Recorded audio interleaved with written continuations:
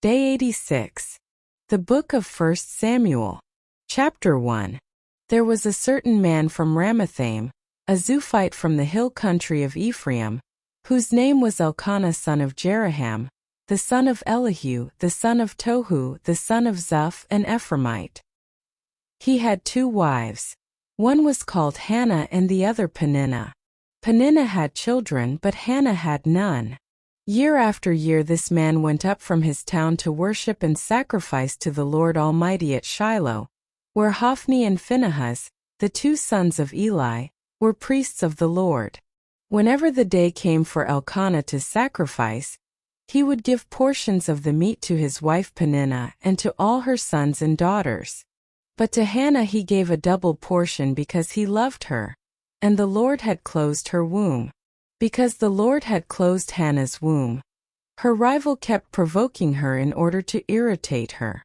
This went on year after year. Whenever Hannah went up to the house of the Lord, her rival provoked her till she wept and would not eat. Her husband Elkanah would say to her, "Hannah, why are you weeping? Why don't you eat? Why are you downhearted? Don't I mean more to you than 10 sons?" Once when they had finished eating and drinking in Shiloh, Hannah stood up. Now Eli the priest was sitting on his chair by the doorpost of the Lord's house. In her deep anguish Hannah prayed to the Lord, weeping bitterly. And she made a vow, saying, "Lord Almighty, if you will only look on your servant's misery and remember me, and not forget your servant but give her a son, then I will give him to the Lord for all the days of his life, and no razor will ever be used on his head." As she kept on praying to the Lord, Eli observed her mouth. Hannah was praying in her heart, and her lips were moving but her voice was not heard. Eli thought she was drunk and said to her, "How long are you going to stay drunk? Put away your wine." "Not so, my lord," Hannah replied. "I am a woman who is deeply troubled. I have not been drinking wine or beer. I was pouring out my soul to the Lord. Do not take your servant for a wicked woman. I have been praying here out of my great anguish and grief." Eli answered, "Go in peace, and may the God of Israel grant you what you have asked of him."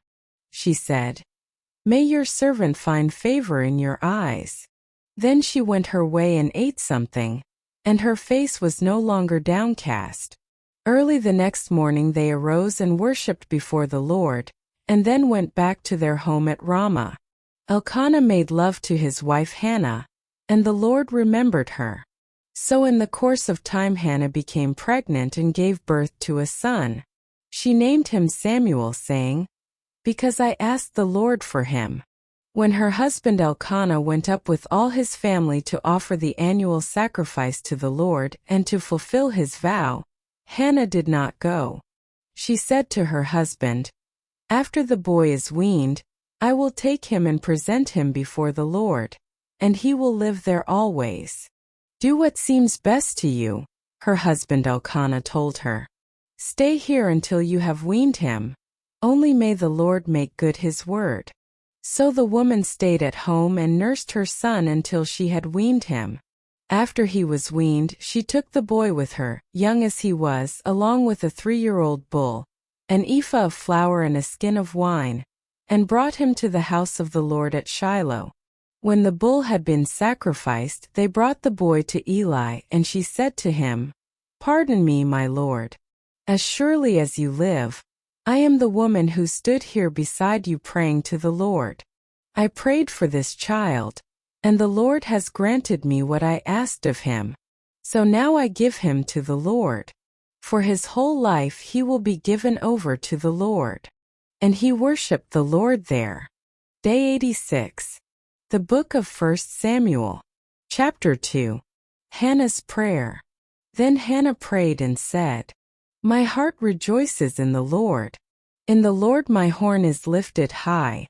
My mouth boasts over my enemies, for I delight in your deliverance. There is no one holy like the Lord. There is no one besides you. There is no rock like our God. Do not keep talking so proudly, or let your mouth speak such arrogance. For the Lord is a God who knows, and by him deeds are weighed. The bows of the warriors are broken, but those who stumbled are armed with strength. Those who were full hire themselves out for food, but those who were hungry are hungry no more. She who was barren has borne 7 children, but she who has had many sons pines away. The Lord brings death and makes alive. He brings down to the grave and raises up. The Lord sends poverty and wealth. He humbles and he exalts. He raises the poor from the dust, and lifts the needy from the ash heap. He seats them with princes, and has them inherit a throne of honor. For the foundations of the earth are the Lord's. On them he has set the world. He will guard the feet of his faithful servants, but the wicked will be silenced in the place of darkness. It is not by strength that one prevails. Those who oppose the Lord will be broken. The Most High will thunder from heaven. The Lord will judge the ends of the earth. He will give strength to his king, and exalt the horn of his anointed. Then Elkanah went home to Ramah, but the boy ministered before the Lord under Eli the priest. Eli's sons were scoundrels. They had no regard for the Lord. Now it was the practice of the priests that, whenever any of the people offered a sacrifice, the priest's servant would come with a 3-pronged fork in his hand while the meat was being boiled and would plunge the fork into the pan or kettle or cauldron or pot. Whatever the fork brought up the priest would take for himself. This is how they treated all the Israelites who came to Shiloh. But even before the fat was burned, the priest's servant would come and say to the person who was sacrificing, "Give the priest some meat to roast. He won't accept boiled meat from you but only raw." If the person said to him, "Let the fat be burned first and then take whatever you want," the servant would answer, "No, hand it over now. If you don't, I'll take it by force."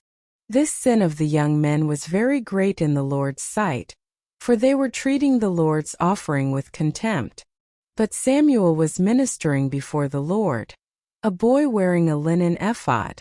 Each year his mother made him a little robe and took it to him when she went up with her husband to offer the annual sacrifice. Eli would bless Elkanah and his wife, saying, "May the Lord give you children by this woman to take the place of the one she prayed for and gave to the Lord." Then they would go home. And the Lord was gracious to Hannah. She gave birth to 3 sons and 2 daughters. Meanwhile, the boy Samuel grew up in the presence of the Lord. Now Eli, who was very old, heard about everything his sons were doing to all Israel and how they slept with the women who served at the entrance to the tent of meeting. So he said to them, "Why do you do such things? I hear from all the people about these wicked deeds of yours. No, my sons, the report I hear spreading among the Lord's people is not good.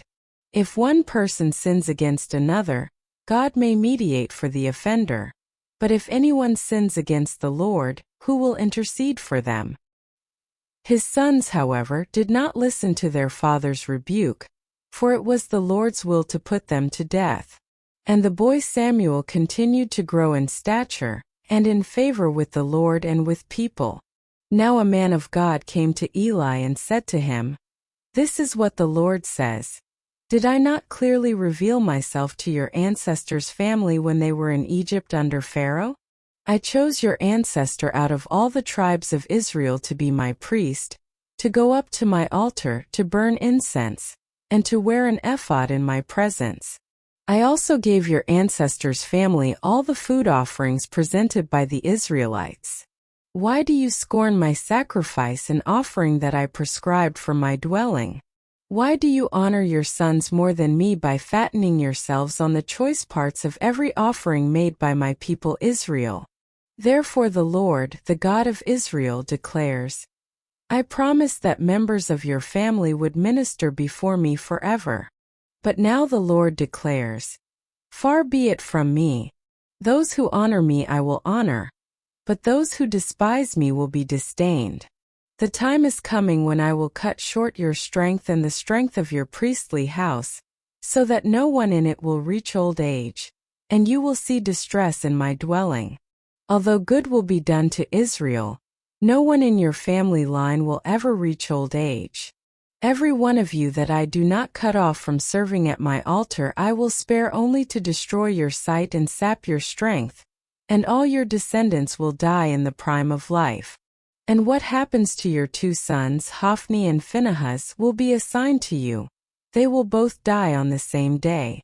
I will raise up for myself a faithful priest, who will do according to what is in my heart and mind.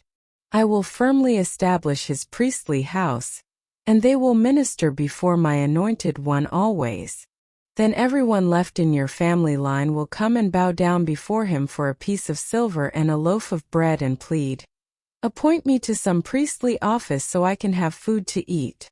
Day 86. The Book of 1 Samuel. Chapter 3. The Lord calls Samuel. The boy Samuel ministered before the Lord under Eli. In those days the word of the Lord was rare. There were not many visions. One night Eli, whose eyes were becoming so weak that he could barely see, was lying down in his usual place. The lamp of God had not yet gone out, and Samuel was lying down in the house of the Lord, where the ark of God was. Then the Lord called Samuel. Samuel answered, "Here I am." And he ran to Eli and said, "Here I am, you called me." But Eli said, "I did not call, go back and lie down." So he went and lay down. Again the Lord called, "Samuel." And Samuel got up and went to Eli and said, "Here I am, you called me." "My son," Eli said, "I did not call, go back and lie down." Now Samuel did not yet know the Lord. The word of the Lord had not yet been revealed to him. A third time the Lord called, "Samuel." And Samuel got up and went to Eli and said, "Here I am, you called me." Then Eli realized that the Lord was calling the boy. So Eli told Samuel, "Go and lie down, and if he calls you, say, 'Speak, Lord, for your servant is listening.'" So Samuel went and lay down in his place. The Lord came and stood there, calling as at the other times, "Samuel, Samuel." Then Samuel said, "Speak, for your servant is listening." And the Lord said to Samuel, "See, I am about to do something in Israel that will make the ears of everyone who hears about it tingle. At that time I will carry out against Eli everything I spoke against his family, from beginning to end. For I told him that I would judge his family forever because of the sin he knew about. His sons blasphemed God, and he failed to restrain them. Therefore I swore to the house of Eli, the guilt of Eli's house will never be atoned for by sacrifice or offering. Samuel lay down until morning and then opened the doors of the house of the Lord. He was afraid to tell Eli the vision, but Eli called him and said, "Samuel, my son." Samuel answered, "Here I am." "What was it he said to you?" Eli asked. "Do not hide it from me. May God deal with you, be it ever so severely, if you hide from me anything he told you." So Samuel told him everything, hiding nothing from him. Then Eli said, "He is the Lord. Let him do what is good in his eyes." The Lord was with Samuel as he grew up, and he let none of Samuel's words fall to the ground. And all Israel from Dan to Beersheba recognized that Samuel was attested as a prophet of the Lord. The Lord continued to appear at Shiloh, and there he revealed himself to Samuel through his word. Please consider giving this video a thumbs up to show your support. Additionally, please follow, subscribe, and share to help us spread the good news together. Feel free to comment and let us know which country or city you're tuning in from. Tune in for day 87.